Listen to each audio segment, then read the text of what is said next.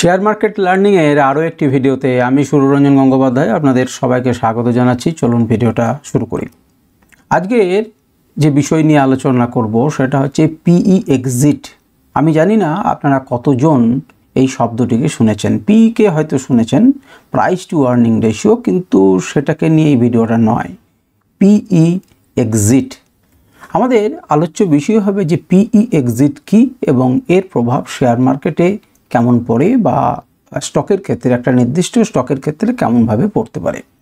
তো চলুন এই ভিডিওটা শুরু করার আগে আপনারা একটু কমেন্ট করতেই পারেন যে আপনারা কতজন পিই এক্সিটটা জানেন। দেখুন, এই ধরনের টপিকগুলোকে নিয়ে কিন্তু বেশি সার্চ হয় না ইউটিউবে এবং বেশি খুঁজে পাওয়া যায় না। সুতরাং এটা যে প্রচুর লোকের কাছে পৌঁছাবে তা কিন্তু নয়।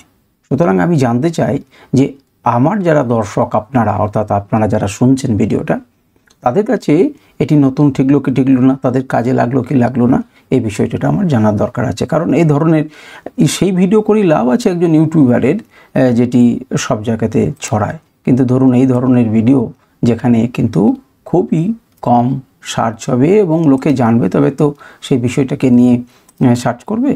তো যাই হোক, সেই জন্য আমি জানতে চাইছি যে আপনাদের মধ্যে কে কে জানেন এবং তাদের কতটা কি কাজে লাগলো, সেটা কিন্তু আমার একটু জানার প্রয়োজন। অর্থাৎ জানালে পরে ভালো লাগবে, তাহলে আমি যে পথে চলছি সেই পথটা আমি একটা বুঝতে পারবো। কারণ অনেক ধরনেরই লোকজন থাকেন আপনারা, তাদের জন্য আমি বিভিন্ন সময়ে বিভিন্ন রকম ধরনের ভিডিও করার চেষ্টা করি, একদম লো লেভেল থেকে উঁচু লেভেল পর্যন্ত। তো পিই এক্সিটকে নিয়ে আমরা আলোচনা করব এবং শেয়ার মার্কেটে এর কেমন প্রভাব সেই বিষয়টাকে নিয়ে আলোচনা করব। তো পিই এক্সিটের যে ফুল ফর্ম বা পূর্ণ নাম, সেটাকে আমরা বলছি প্রাইভেট ইকুইটি এক্সিট। এখন প্রশ্ন হচ্ছে যে প্রাইভেট ইকুইটি এক্সিট কী জিনিস। তিনটে ভাগে এই ভিডিওটাকে ভাগ করা হয়েছে। প্রথম হচ্ছে পিই এক্সিট মানে কি, পিই এক্সিট কেন হয়, এবং তৃতীয় নাম্বার হচ্ছে পিই এক্সিট হলে শেয়ারের দামে কেমন প্রভাব পড়ে। তো এক এক করে চলুন শুরু করা যাক। প্রথমে হচ্ছে পিই এক্সিট মানে কি। এই যে প্রাইভেট ইকুইটি এক্সিট, তো প্রাইভেট ইকুইটি হলো যে এক ধরনের বিনিয়োগকারী বা একটা ফান্ড বা বিনিয়োগকারী হতে পারেন। তিনি কি করেন, তিনি বা তাঁরা একটা নির্দিষ্ট কোম্পানিতে, যে কোনো কোম্পানি, মনে করুন যেগুলো লিস্টেড কোম্পানির শেয়ার রয়েছে, সেই কোম্পানিগুলোতে তারা কি করে, ইনভেস্ট করেন। তার মানে কিছু শেয়ার তারা কেনেন লার্জ পরিমাণে, সেই শেয়ার কিনে তারা কি করেন না, সেই কোম্পানিতে বেশ কিছুদিন ফেলে রাখেন। তার মানে ইনভেস্ট করেন তারা, এবং নির্দিষ্ট সময় পর তারা সেই শেয়ারকে কি করে নেয়, বিক্রি করে দেয়। এখন প্রশ্ন হচ্ছে তারা কিনলেনই বা কেন, তারা বিক্রি করলেই বা কেন। কিনলেন, তারা নিশ্চয়ই কিছু ভালো দেখেছিলেন বা তারা ইনভেস্ট করার উপযুক্ত মনে করেছিলেন। স্বাভাবিকভাবেই তাহলে মনে হবে যে তিনি এক্সিট করলেন কেন। তাহলে এক্সিট করলেন নিশ্চয়ই কি সেই কোম্পানির পক্ষে সেটি খারাপ খবর। এখন এই জায়গাটাতে এসেই কিন্তু আমাদের চিন্তার বিষয় এবং আমাদেরকে চিন্তা করতে হবে। দেখুন, শেয়ার মার্কেটে একটা ঘটনা ঘটবে, সেটা কিন্তু এই যে অজস্র লোকজন রয়েছে, তাদের প্রত্যেকজন তাদের সাইকোলজিক্যাল লেভেল অনুযায়ী বিভিন্ন রকম ভাববেন। একজন ভাবতে পারেন এটা যে, ও আচ্ছা, তার মানে একজন যখন ঢুকেছিল, তার মানে যখন বেরিয়ে গেলেন তখন এখানে আর কিছু নেই, খারাপ খবর আছে নিশ্চয়ই, তাছাড়া তিনি বেরোবেন কেন। কিন্তু তার উল্টো দিকটাও কিন্তু আছে, এটাই কিন্তু আমাদেরকে ভাবতে হবে এবং ভাবনা চিন্তা করতে হবে। দেখুন, প্রত্যেক সময় আপনি যখন কিনছেন তখন কেউ না কেউ বিক্রি করছেন, আবার আপনি যখন বিক্রি করছেন কেউ না কেউ কিনছেন। সুতরাং এটা একটা সাইকোলজিক্যাল লেভেল, এবং একটা পয়েন্টে দুটো ভাবনা কিন্তু মার্কেটে রয়েছে, এবং এছাড়াও ভাবনা থাকে, কিন্তু মেনলি দুটো ভাবনা থেকে থাকে, এবং একই বিন্দুতে একই রকমভাবে আপনি কেমনভাবে দেখছেন তার উপরে নির্ভর করছে। বিষয়টাকে ধীরে ধীরে আমরা বুঝি এবং চেষ্টা করি সেটাকে অনুভব করা। এই বিনিয়োগকারীরা বা তহবিল যেটাই বলবেন, তাদের মালিকানা অর্থাৎ শেয়ার হোল্ডিংটা বিক্রি করে গোটাটাই সম্পূর্ণ বিক্রি করে দিতে পারে। মনে করুন আমার 5টা স্টক ছিল, আমি উদাহরণ দিলাম, 5টা স্টক হলো 5 লাখ স্টক ছিল বা 5 কোটি স্টক ছিল, আমি সেটা 2.5 কোটি বিক্রি করে দিলাম, 2.5 কোটি রেখে দিলাম, তাও করতে পারি। আবার পুরো 5 কোটি আমি বিক্রি করে দিতে পারি। তা কোনো প্রাইভেট ইকুইটি ফান্ড, যেমন উদাহরণ 2-4টে উদাহরণ আমি দুটো দিতেই পারি, সেটা হচ্ছে একটা ব্ল্যাকস্টোন, একটা কেকেআর, এ ধরনের একটা কোম্পানি। কালকে মনে করুন এখানে এসজি আমার একটা বিরাট ফান্ড আছে, মনে করুন, তো সেই ফান্ডটা কোনো কোম্পানিতে লাগালো, কোনো কাছ থেকে তুলে নিল, আপনার নাম অনুযায়ী কোনো একটা বড় ফান্ড থাকতে পারে বা আপনি একটা করতে পারেন। তো তারা কোনো কোম্পানিতে শেয়ার কিনে নির্দিষ্ট সময় পর শেয়ারটা বিক্রি করে যখন বেরিয়ে যায় সেটাকে অরিজিনালি বলা হয় পিই এক্সিট। তার মানে যখন একটা টার্ম হিসেবে আপনাকে বলবে যে কোম্পানি থেকে পিই এক্সিট করলো, তার মানে সেখানে কিন্তু বড় লোকেরা, বড় অনেক শেয়ার হোল্ডার থাকতে পারে, তার মধ্যে কোন শেয়ার হোল্ডার সেটাকে আবার বিচার করতে হবে আপনাকে, তিনি বিক্রি করে দিলেন। এবারে তার দ্বিতীয় ভাগে আমরা আসছি ভিডিওর, সেটা যে পিই এক্সিট কেন হয়। আপনি আমাকে বলুন তো, যে আপনি মনে করুন কোনো একটি কোম্পানি শেয়ার 100 টাকাতে কিনলেন, 100 টাকাতে কিনে এটা 200 টাকা হলো, 200 টাকায় যখন বিক্রি করে দিচ্ছেন, তার মানে কি 200 টাকা থেকে শেয়ার নিচে পড়ে যাবে সারা জীবন? পড়ে কি তাই? পড়ে না। হয়তো সেখান থেকে কিছুটা ডিপ আসতে পারে, হয়তো আপনি যেখানে বিক্রি করলেন তারপরে কোনো ডিপ না আসে উপর দিকে চলতে শুরু করলো, অনেক রকম। আপনি ধরে নিচ্ছেন যে তারা যখন বিক্রি করে দিচ্ছেন তখন কিন্তু মার্কেটটা পড়ে যাবে, আপনি ধরে নিচ্ছেন, তা কিন্তু সর্বদা হবে, তা হবে না। এবারে ইনি বিক্রি করে দিলেন কেন? এনার ভিউ বিভিন্ন রকম হতে পারে। একজন ইনভেস্টার তিনি একটা জিনিসকে বিক্রি করে দিলেন কেন? আপনার একটা জমি আছে, সেই জমিটাকে আপনি বিক্রি করে দিলেন কেন? আপনি তো জানেনই যে জমি যেদিন থেকে বিক্রি করবেন সেদিন থেকে আপনি লসে রান করতে শুরু করবেন, আর জমি যেদিন থেকে কিনবেন সেদিন থেকে আপনি লাভে রান করতে থাকবেন। তাহলে আপনি বিক্রি করলেন কেন? আরে বিক্রি করলাম কি সাথে আপনার প্রয়োজন আছে, তাই কি প্রয়োজন আছে আপনার? কি প্রয়োজন আছে? আপনি একটা বেটার কিছু অপশন পেয়েছেন, আপনার মনে হয়েছে জমিটা বিক্রি করে দিয়ে আমি অপশন ট্রেডিং করব, এবং অপশন ট্রেডিং করে একদিনে আপনি 1 কোটি টাকা পাবেন, হতে পারে এটা? তো তার জন্য আপনি জমিটা বিক্রি করেছেন যে 5 লাখ টাকা জমিতে রেখে কি করব? 5 লাখ টাকার জমি 1 বছরের পরে 7 লাখ টাকা হলো, কি দরকার? আমি 5 লাখ টাকাতে একদিনেই তো আমি 10 লাখ টাকা ইনকাম করতে পারি, কারণ আমি তো সাংঘাতিক লোক। হ্যাঁ, সুতরাং ভাবনা চিন্তা কি হচ্ছে দেখুন, ওটা আমি হাসি করে বললাম আমাদেরকে। ইনভেস্টমেন্ট হরাইজন শেষ হওয়া। বড় বড় প্লেয়ার একটা নির্দিষ্ট সময়ের জন্য করে, যে 5 বছরের জন্য আমি করলাম, 5 বছরের পর আমি ভাবনা চিন্তা করব, তো সেটাকে বলে investment Horizon. Private equity fund সাধারণত 5 থেকে 7 বছরের মধ্যে বিনিয়োগ করে লাভ তুলে নিতে চায়।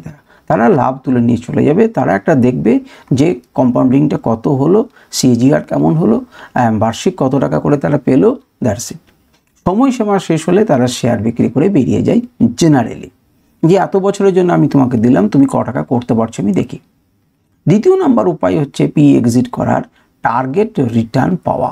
অনেক সময় বড় বড় ইনভেস্টাররা এত কিছু দেখতে চায় না। এই যে আপনাকে বললাম আপনি 100 টাকায় কিনলেন, আপনি স্থির করে রেখেছেন যে 200 হলে পরে আপনি বিক্রি করে দেবেন, অর্থাৎ আপনার টাকা ডবল হবে, আপনি বিক্রি করে দেবেন। তারপরে 2000 গেল কিনা আমি জানতে চাইবো না, আমার নির্দিষ্ট পাবো রিটার্ন, আমি বেরিয়ে যাব।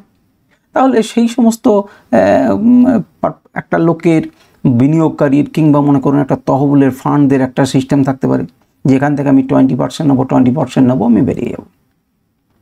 তৃতীয় নাম্বার হচ্ছে মার্কেট কন্ডিশন অনুকূল হওয়া। এই দেখুন, এই কথাটা কিন্তু বুঝতে হবে, এই কথাটা যদি আপনি বুঝে নিতে পারেন তাহলে অনেক ক্ষেত্রে কিন্তু আপনার জীবনে অনেক লাভ আসবে। দেখুন বড় প্লেয়াররা কি করছে, হচ্ছে বাজারে শেয়ারের দাম বেশি থাকলে তারা সেই সময় বিক্রি করে ভালো প্রাইসে বেরিয়ে যেতে পারে, কারণ তিনি তো খুব কম দামে ঢুকেছেন, 5-7 বছর আগে ঢুকেছেন, তাকে তো ডেকে আনা হয়েছে, বা তিনি বুঝেছেন এই সেক্টরে, এই ইন্ডাস্ট্রিতে টাকা আছে, তিনি টাকাটা ঢেলেছেন। টাকাটা ঢালার পরে কি হলো না, যখন মার্কেট আস্তে আস্তে বেশ ভালো সময় এসেছে, তখন বললো যে আমি আর খারাপ সময় দেখব না, আমি যথেষ্ট পেয়েছি, এবার আমি এখান থেকে বেরিয়ে যাই। এখন বাজার ভালো অনুকূল রয়েছে, আমার দাম ভালো পাচ্ছি, আমি বিক্রি করে দিয়ে বেরিয়ে যাব। জেনারেল মিউচুয়াল ফান্ডসের সময় কি হয় না, আমরা যখন মার্কেট দূর দূর করে পড়তে শুরু করি তখন আমরা হতাশায় বিক্রি করে দিই।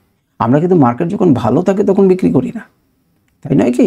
তখন আমাদের বিক্রি কথা চিন্তা আসে। তো যাই হোক, তো এখান থেকে একটা ভাবনা চিন্তা, এখন কতটা লাভে কোন সময় ভালো থাকাকালীন আপনি বিক্রি করবেন সেটাও কিন্তু আপনাকে শিখতে হবে।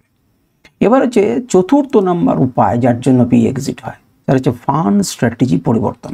দেখুন এই বিষয়গুলোকে যদি না বুঝেন তাহলে তার প্রভাবটা কেমন পড়তে পারে, সাইকোলজিক্যাল এফেক্ট, এবং তারপরের দিন চার্টগুলো দেখা, সেটা আপনি কিন্তু অনুভব করতে পারবেন না। ফান্ড স্ট্র্যাটেজি পরিবর্তন, ফান্ডের যে ফান্ডটা টাকা লাগিয়েছিল সেই ফান্ডের স্ট্র্যাটেজি পরিবর্তন হতে পারে। তিনি ইন্ডাস্ট্রি বুঝে লেগেছিলেন বা সেক্টর বুঝে লাগিয়েছিলেন, এখন তিনি মনে করছেন এই ইন্ডাস্ট্রি থেকে এবার বেরিয়ে যাবার সময় আমরা অন্য ইন্ডাস্ট্রিতে ঢুকবো বা অন্য সেক্টরে আরও বেশি রিটার্ন আমাকে দিতে পারে। তো সেই জন্য সেই ফান্ডরা তাদের পোর্টফোলিও কিন্তু বদলায়, পুনর্বিনিয়োগ করে নতুন সেক্টর বা নতুন ইন্ডাস্ট্রিতে তারা টাকা লাগাচ্ছেন। তার জন্য তারা এক্সিট করছেন, স্টকটা খারাপ করছে তার জন্য নয়। তারা মনে করছেন যে এবার আমি আরও 5-10 বছরের জন্য টাকা লাগিয়ে দেবো, সেই টাকাটা অন্য ইন্ডাস্ট্রিতে, অন্য সেক্টরে লাগিয়ে দিই। আমার একটা নির্দিষ্ট হরাইজন আছে, ইনভেস্টমেন্ট হরাইজন আছে, আমি সেই অনুযায়ী কিন্তু এক্সিট করছি। তাহলে বোঝা গেল। তাহলে এখন এতক্ষণ পর্যন্ত যেটা আমাদের মনে হচ্ছিল যে একজন বিক্রি করে দিচ্ছে মানেই সেই কোম্পানির শেয়ার খারাপ, সেটা সম্বন্ধে ধারণা আমরা একটু পরিবর্তন হলো। এবারে পিই এক্সিট হলে পরে শেয়ার মার্কেটের দামে প্রভাব, দুটো দিক আছে, এক ভালো দিক হতে পারে, এক খারাপ দিক হতে পারে কিন্তু প্রত্যেকটাই হতে পারে। ভালো দিক কি?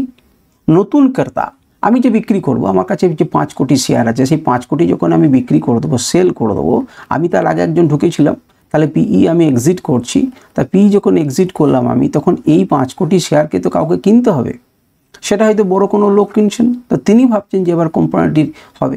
এবারে মনে করুন যে একজন যে এখানে যে পিই এক্সিট করছে সেটা একটা কোনো ছোট প্লেয়ার, কিন্তু যে কিনছেন তিনি যদি বড় প্লেয়ার হন, তিনি যদি অনেক বড় প্লেয়ার হন, তার মানে তিনি কি ভাবছেন, তার চিন্তা ভাবনা কি খারাপ? তাহলে নতুন ক্রেতা যদি বড় প্রতিষ্ঠান হয় বা লং টার্ম ইনভেস্টার হয়, তাহলে কিন্তু কোম্পানির উপরে আস্থা বাড়তে শুরু করবে। আমি টুক করে একটা খবর পেলাম, আচ্ছা পিই এক্সিট হচ্ছে, কিন্তু কিনছে কে? বিচ্ছে হরিদাস পাল আর কিনছে মনে করুন মুকেশ আম্বানি। তাহলে আপনি কি বলবেন? আপনার চিন্তা ভাবনা কী হবে? হরিদাস পালের থেকে মুকেশ আম্বানির জ্ঞান বুদ্ধি ভালো, ব্যবসায়িক বুদ্ধি ভালো না খারাপ? নিশ্চয়ই ভালো। তাহলে বড় ক্রেতা যদি থাকে এবং তিনি যদি লং টার্মের জন্য করেন, তাহলে কোনো বড় লোক যদি লং টার্মের জন্য সেই কোম্পানিটির সঙ্গে যায়, তাহলে সেটি কোম্পানির পক্ষে ভালো খবর, সেটা খারাপ খবর নয়। দ্বিতীয় নাম্বার হচ্ছে, অনেক সময় এক্সিট করার পর কোম্পানি প্রমোটার বা অন্য কোনো বড় ইনভেস্টারের সাথে নতুন কৌশল নিতে পারে। এই যে এক্সিট করার পরে কোম্পানিটা কি করলো না, এক্সিট তাদেরকে দিয়ে দিল এবং নিজেই হয়তো সেই শেয়ার কটাকে কিনে নিল, কিংবা অন্য কোনো বড় ইনভেস্টারদের জন্য নতুন কৌশল করলো যে ঠিক আছে আমি আপনার সঙ্গে বন্ধন করে আমি একটা নতুন স্ট্র্যাটেজি নিচ্ছি। হতে পারে। খারাপ দিক কি? বাজারে যখন বড় পরিমাণে শেয়ার বিক্রি হয় তখন সাপ্লাই বেড়ে যায়, আর সাপ্লাই বেড়ে গেলে পরেই দাম সাময়িকভাবে কমতে পারে। তাহলে ইমিডিয়েট যদি 5 লাখ শেয়ার বিক্রি হয়, একটা নেগেটিভ সেন্টিমেন্ট কিন্তু মার্কেটে আসতে পারে, কিন্তু আসার পর যদি দেখা যায় যে অন্যান্য অনুকূল পজিশন ঠিক আছে, তখন কিন্তু আবার লোকে ইনভেস্ট করতে শুরু করবে, তখন আবার মার্কেট বাড়তে শুরু করবে। তো কিছু বিনিয়োগকারী তখন সেই সময় কি ভাবতে পারেন যে বড় ইনভেস্টার বেরিয়ে যাচ্ছে, ভবিষ্যতে গ্রোথ কমে যেতে পারে, এতে একটা নেগেটিভ সেন্টিমেন্ট তৈরি হয়।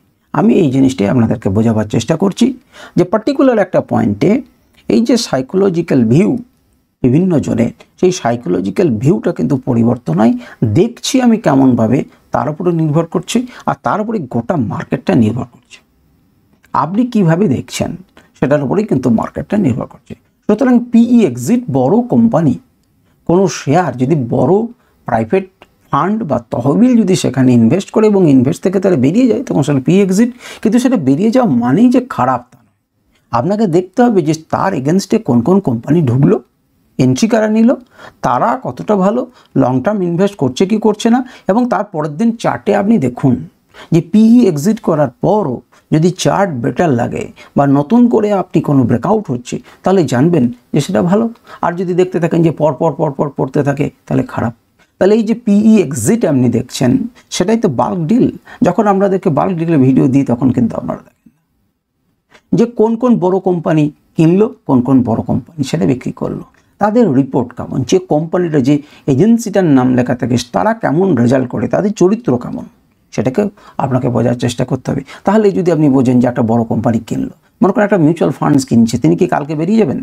কিন্তু এবিসি একটা কোম্পানি কিনলো, তাকে বারবারই দেখছেন যে 313 টাকাতে কিনলো, 315 টাকাতে বেরিয়ে গেল, 324 টাকাতে কিনলো, 327 টাকাতে বেরিয়ে গেল। তাহলে সেই কোম্পানিটি, সেই ফান্ডটার চরিত্র হচ্ছে ইন্টারডে করে 2-3 টাকা করে নিয়ে তার বেরিয়ে যাওয়া। কিন্তু একটা কোনো মিউচুয়াল ফান্ডস কিনছেন, পারাকপালিক ফ্লেক্সি ক্যাপ কিনছে, কিংবা মনে করুন এসবিআই কিনছে, কিংবা মনে করুন এফআইদের রাজা সিঙ্গাপুর গভর্নমেন্ট কিনছে, তারা তো লম্বা সময়ের জন্য কিনছে। তাহলে আমি যদি সেইটাকে একবার ধরে নিতে পারি যে এতগুলো কোয়ান্টিটি তারা কিনছেন, তাহলে আমার কাছে সেটা ভালো খবর হয়ে যেতে পারে। তো যাই হোক, আশা করি আপনাদের এই আলোচনা ভালো লাগলো এবং পিই এক্সিট সম্পর্কে আপনারা অনেক কিছু জানতে পারলেন। আজকের ভিডিও পর্যন্তই। নমস্কার, ধন্যবাদ।